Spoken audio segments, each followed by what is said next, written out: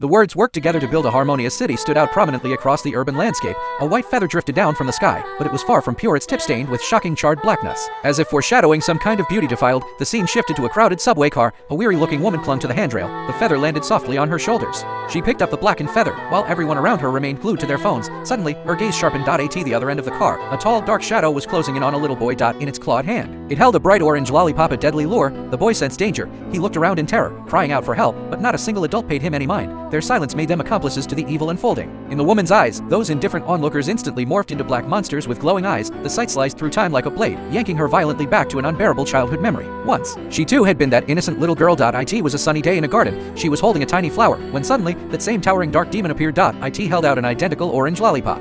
Curious, she leaned in, but the lollipop morphed into a pitch-black venomous snake in the blink of an eye. The snake slipped from her grasp and slithered straight into the hem of her red dress. Before she could scream, the serpent transformed into a giant black hand that clamped tightly over her mouth. She couldn't make a sound. The snake coiled around her body, and in that moment, her innocence shattered, and her world crumbled to pieces. A door opened in the dark void, a passage home, the place she thought was the safest in the world, but inside, the room was shrouded in cigarette smoke. Her father sat on the couch, drowning his sorrows in alcohol, paying no heed to his trembling daughter at the door. In her eyes, he too turned into a cold, heartless monster. She ran to the kitchen and clung desperately to her mother's apron strings, her last lifeline. Her mother turned around, and when she saw the blood seeping from under the girl's dress, she didn't embrace her. Instead, she covered her face and let out a shrill, distorted scream. The entire kitchen was instantly dyed a hellish shade of red. Her parents' indifference and breakdown morphed into countless black hands, trapping the girl in an abyss of darkness, leaving her nowhere to run until she was completely swallowed whole. Just as suffocating despair threatened to consume her, her arm transformed into a pure white bird. It broke free from the dark cage and soared high into the sky, and there, to her astonishment, she found she was not alone. Thousands upon thousands of white birds filled the sky, the souls of countless victims. Just like her, the flock merged into a single, powerful force, then turned back to save the little girl.